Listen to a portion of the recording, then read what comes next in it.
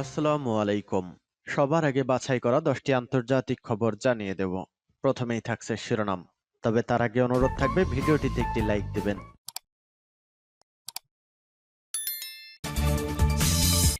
জানিয়ে দেব সর্বশেষ আপডেট আন্তর্জাতিক সংবাদ। শুরুতেই শিরোনাম। মার্কিন গোয়েন্দারাই বলছেন ইউক্রেনের পাল্টা আক্রমণ ব্যর্থ হয়েছে। জানিয়ে দেব সত্যি কি মিসাইল হামলা হয়েছে প্রিগোজিনকে বহনকারী প্লেনে। এদিকে ক্রাইমিয়া পুনর্দখল করা ইউক্রেনের লক্ষ্য। রাশিয়ার সঙ্গে ইরানের নতুন প্রতিরক্ষা চুক্তি স্বাক্ষরিত জানালেন ইরানের সেনাবাহিনীর স্থল বাহিনীর প্রধান। এদিকে ক্যালিফোর্নিয়ায় বারে বন্দুক হামলা, নিহত ৫। সর্বশেষ জানিয়ে দেব টার্গেট শ্রমিকরাও পাকিস্তানের জঙ্গি হামলায় নিহত অন্তত ১১। এতক্ষণ শুনছিলেন সংবাদ শিরোনাম, এবারে বিস্তারিত। আজকের সংবাদ সম্পর্কে আপনার মূল্যবান মতামত কমেন্ট করে জানিয়ে দিন কোন স্থান থেকে আমাদের সংবাদ শুনছেন এবং দেখছেন।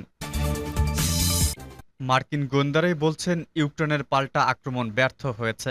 যুক্তরাষ্ট্রের গোয়েন্দারা বলেছেন রাশিয়ার স্বায়ত্তশাসিত ঘোষিত এলাকা জাপোরিঝিয়ার রাজধানী শহর মেলিটোপোলের নিয়ন্ত্রণ নেওয়ার উদ্দেশ্যে ইউক্রেন যে পাল্টা আক্রমণ অভিযান শুরু করেছিল সেটা ব্যর্থ হয়েছে। ওয়াশিংটন পোস্টের খবর অনুযায়ী ইউক্রেনীয় বাহিনী চেয়েছিল ইউক্রেনের দক্ষিণাঞ্চলের ক্রিমিয়া থেকে রাশিয়াকে বিচ্ছিন্ন করে ফেলতে। যুক্তরাষ্ট্র ও যুক্তরাজ্যের সহায়তায় কার্চ প্রণালীর ওপর অবস্থিত ক্রিমিয়ার সঙ্গে রাশিয়ার সংযোগকারী সেতুতে হামলা চালিয়েছিল তারা। এই হামলায় সেতুটির সড়কপথ ক্ষতিগ্রস্ত হলেও সেটি এখন পর্যন্ত সচল আছে। প্রকৃতপক্ষে রোবোটাইন গ্রাম ঘিরে এখন গুরুত্বপূর্ণ যুদ্ধ হচ্ছে। এই গ্রাম মেলিটোপোল থেকে ৮০.৫ কিলোমিটার দূরে অবস্থিত। এখানে ইউক্রেন তাদের বিমান বাহিনীর ৮২তম ইউনিট ও রিজার্ভ বাহিনীর সবচেয়ে ভালো প্রশিক্ষিত সেনাদের নিয়োজিত করতে অঙ্গীকার করেছে।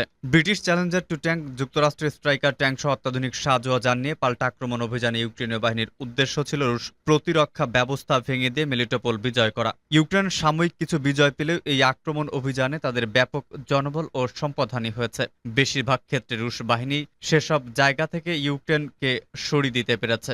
যুদ্ধক্ষেত্রে রিজার্ভ বাহিনীকে ব্যবহার করার প্রতিশ্রুতি নিঃসন্দেহে ইউক্রেনের পক্ষ থেকে মরিয়া একটি পদক্ষেপ। যুদ্ধক্ষেত্রে এখন যেমনটা দেখা যাচ্ছে সেরকম ভাবে যদি ইউক্রেনীয় বাহিনীর ব্যাপক ক্ষয়ক্ষতি অব্যাহত থাকে তাহলে ন্যাটোর প্রশিক্ষণ ও অস্ত্রে সজ্জিত সব সেনা শাখা আর কার্যকর থাকবে না। তাতে করে যুদ্ধ চালিয়ে যাওয়া ইউক্রেনীয় পরিকল্পনার বড় ধরনের ধাক্কা লাগবে। কৌশলগত গুরুত্বপূর্ণ রিজার্ভ বাহিনী ক্ষতিগ্রস্ত হলে সেই শূন্যতার পূরণের মতো লোকবল নেই ইউক্রেনের। শিক্ষিত তরুণদের মধ্যে যাদের নিয়োগ করা যায় তাদের বেশিরভাগই নিয়োগকর্তাদের ঘুষ দিয়ে অথবা দেশ ছেড়ে পালিয়ে গিয়ে সেনাবাহিনীর নিয়োগ এড়াতে চাইবেন। সত্যি কি মিসাইল হামলা হয়েছে প্রিগোজিনকে বহনকারী প্লেনে? বুধবার প্লেন বিধ্বস্ত হয়ে মারা গেছেন রাশিয়ার ভাড়াটে যোদ্ধা সরবরাহকারী প্রতিষ্ঠান ওয়াগনারের প্রধান ইয়েভেজিনি প্রিগোজিন। বিভিন্ন আন্তর্জাতিক সংবাদ মাধ্যমের প্রতিবেদনে এমনটি দাবি করা হয়েছে। বার্তা সংস্থা রয়টার্সের একটি প্রতিবেদনে বলা হয়েছে প্লেনটিতে ক্ষেপণাস্ত্র হামলা চালিয়ে সেটি ধ্বংস করা হয়েছে। প্রতিবেদনে বলা হয়েছে পরিচয় গোপন রাখার শর্তে কিছু সূত্র রাশিয়ার সংবাদ মাধ্যমকে জানিয়েছে তাদের বিশ্বাস প্লেনটি এক বা একাধিক সারফেস টু এয়ার ক্ষেপণাস্ত্র দিয়ে ভূপাতিত করা হয়েছে। তবে রয়টার্স এ তথ্যের সত্যতা নিরপেক্ষভাবে যাচাই করতে পারেনি বলে জানিয়েছে। রয়টার্স আরও জানায় এমব্রায়ের লিগাসে এক্সিকিউটিভ জেট প্লেনে করে মস্কো থেকে সেন্ট পিটার্সবার্গে যাচ্ছিলেন প্রিগোজিন সহ মোট ১০ জন আরোহী। রাডার থেকে প্রাপ্ত তথ্য অনুযায়ী প্লেনটি বিধ্বস্ত হওয়ার ৩০ সেকেন্ড আগেও এতে কোনো ধরনের সমস্যা ছিল না। হঠাৎ করে প্লেনটি খাড়াখাড়িভাবে মাটিতে আছড়ে পড়ে। রাশিয়ার বিমান চলাচল সংস্থা রোসাভিয়াতসিরা দুর্ঘটনার পরপরই জানায় বিধ্বস্ত বিমানে ওয়াগনার প্রধান প্রিগোজিন ছিলেন। মস্কো থেকে সেন্ট পিটার্সবার্গে যাওয়ার সময় মস্কোর তাভের অঞ্চলে কুজেনকিনো গ্রামে প্লেনটি বিধ্বস্ত হয় বলে জানায় রুশ জরুরি পরিস্থিতি মন্ত্রণালয়। প্লেনটি হঠাৎ করে মাটিতে আছড়ে পড়ার ব্যাপারে ফ্লাইট রাইডার 24 এর ইয়ান পেটচিনিক বলেছেন গ্রিনিচ মান সময় দুপুর ৩টা ১৯ মিনিটে প্লেনটি বিধ্বস্তের ৩০ সেকেন্ড আগে হঠাৎ খাড়াখাড়িভাবে নিচু হয়ে যায়। এটি ২৮,০০০ ফুট উচ্চতা থেকে ৮,০০০ ফুট খাড়াখাড়িভাবে নামে, যা হয়েছে খুব অল্প সময়ের মধ্যে হয়েছে। তিনি আরো বলেন প্লেনটিতে কি হয়েছে এখন এ নিয়ে হয়তো তাদের মধ্যে বিতর্ক চলছে, কিন্তু হঠাৎ করে পড়ে যাওয়ার আগে প্লেনটিতে কোনো ধরনের গোলযোগের আলামত ছিল না। ভিডিওতে দেখা যাচ্ছে প্লেনটি খুব দ্রুত গতিতে নিচে নেমে আসছে এবং এটির নাক প্রায় সোজা বরাবর নিচের দিকে ছিল। এছাড়া প্লেনটি পিছনের দিকে ধোঁয়ার কুণ্ডলী দেখা যাচ্ছিল। দুর্ঘটনার কারণ জানতে ইতোমধ্যে তদন্ত শুরু করেছে রাশিয়া। ব্রাজিলিয়ান প্লেন উৎপাদনকারী এমব্রয়ার জানিয়েছে যে প্লেনটি বিধ্বস্ত হয়েছে সেটির সাম্প্রতিক বছরগুলোতে তারা কোনো সার্ভিস করেনি। প্লেনটি একসঙ্গে ১৩ জন যাত্রী ধারণ করতে পারত। ক্রাইমিয়া পুনর্দখল করাই ইউক্রেনের লক্ষ্য। ক্রাইমিয়ার রাশিয়ার S-400 অ্যান্টি এয়ারক্রাফট সিস্টেম আছে। বুধবার ইউক্রেন দাবি করেছে তারা সেই সিস্টেম ধ্বংস করে দিয়েছে। বুধবার ইউক্রেনের সময় সকাল 10টা নাগাদ ক্রাইমিয়ার একটি বড়সড় বিস্ফোরণ হয়। এরপরে ইউক্রেনের প্রতিরক্ষা মন্ত্রণালয় দাবি করে রাশিয়ার S-400 মিসাইল সিস্টেম ধ্বংস করা হয়েছে।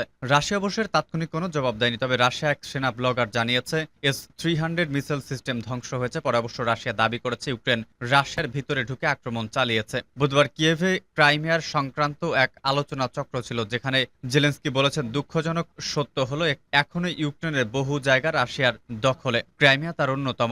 ইউক্রেনের অন্যতম লক্ষ্য হলো ক্রাইমিয়াকে পুনর্দখল করা, পাশাপাশি রাশিয়ার দখলে থাকা ইউক্রেনের জমি পুনরুদ্ধার করা।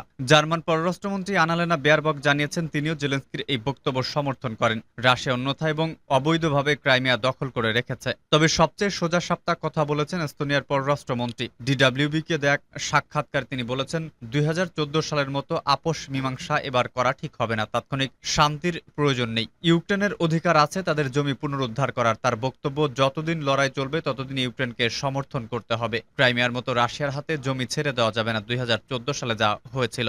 বস্তুত 2014 সালে রাশিয়া ক্রাইমিয়া আক্রমণ করে। বেশ কিছুদিন লড়াইয়ের পর শান্তি বৈঠক হয়। সেই বৈঠকের পর ইউক্রেন রাশিয়াকে ক্রাইমিয়া ছেড়ে দিতে বাধ্য হয়। এবার সেই ক্রাইমিয়া পুনর্দখলের কথা বলছেন সকলে।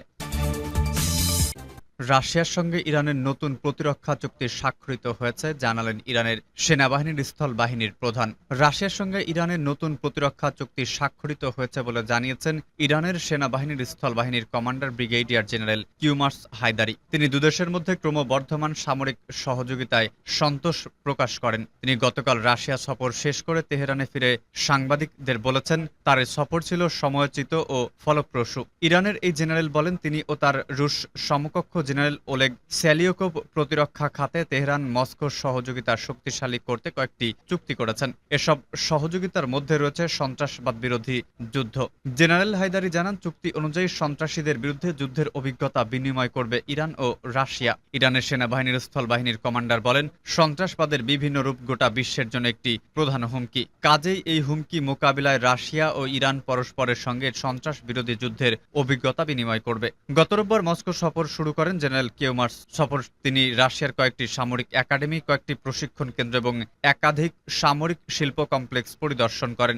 জেনারেল হায়দারি বলেন, এই ধরনের পরিদর্শন জ্ঞান ও অভিজ্ঞতা বিনিময়ের পাশাপাশি শিক্ষার্থী বিনিময় কর্মসূচি আরও বেশি ভূমিকা রাখবে। ক্যালিফোর্নিয়ার বারে বন্দুক হামলা, নিহত 5।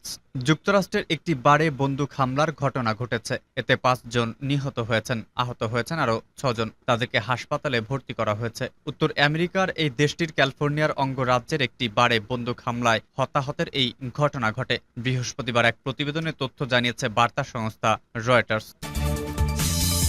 টার্গেট শ্রমিকরাও পাকিস্তানের জঙ্গি হামলায় নিহত অন্তত 11। ভয়াবহ বিস্ফোরণের ফের কেঁপে উঠল পাকিস্তান। জঙ্গি হামলায় এবার প্রাণ গেল 11 জন শ্রমিকের। নিখোঁজ আরও অন্তত 3 জন শ্রমিক। পুলিশ সূত্রের খবর, পাকিস্তান ও আফগানিস্তানের সীমান্তবর্তী খাইবার পাখতুনখোয়া প্রদেশের নর্থ ওয়াজিরিস্তানের রাস্তায় আইইডি মজুত করে রেখেছিল জঙ্গিরা। শনিবার গভীর রাতে ওই রাস্তা দিয়ে যাওয়ার সময় ভয়াবহ বিস্ফোরণে শ্রমিকদের প্রাণ যায় বলে স্থানীয় সূত্রের খবর। গুরুতর জখম অবস্থায় হাসপাতালে রয়েছেন 2 শ্রমিক। পাকিস্তানের রাজধানী ইসলামাবাদ থেকে 300 কিলোমিটার দক্ষিণ পশ্চিমে সাওয়াল উপত্যকার ঘটনা। এখনো পর্যন্ত কোনো জঙ্গি গোষ্ঠী হামলার দায় স্বীকার করেনি। তবে খাইবার পাখতুনখোয়ার সাম্প্রতিক অতীতে যে হেতু একাধিকবার হামলা চালিয়েছে পাকিস্তানি তালেবান গোষ্ঠী, তাই শনিবার আইইডি বিস্ফোরণই তাদের কাজ হতে পারে বলে মনে করছে পাক পুলিশ। প্রশাসন সূত্রের খবর, একটি সরকারি ভবন তৈরির কাজে যুক্ত ছিলেন মোট 16 জন শ্রমিক। শনিবার কাজ সেরে ট্রাকে করে ফেরার পথেই জঙ্গি হামলার মুখে পড়েন তারা। ছিন্ন ভিন্ন হয়ে যায় তাদের গাড়ি। 11 জন শ্রমিকেরই মৃত্যু হয় ঘটনাস্থলে।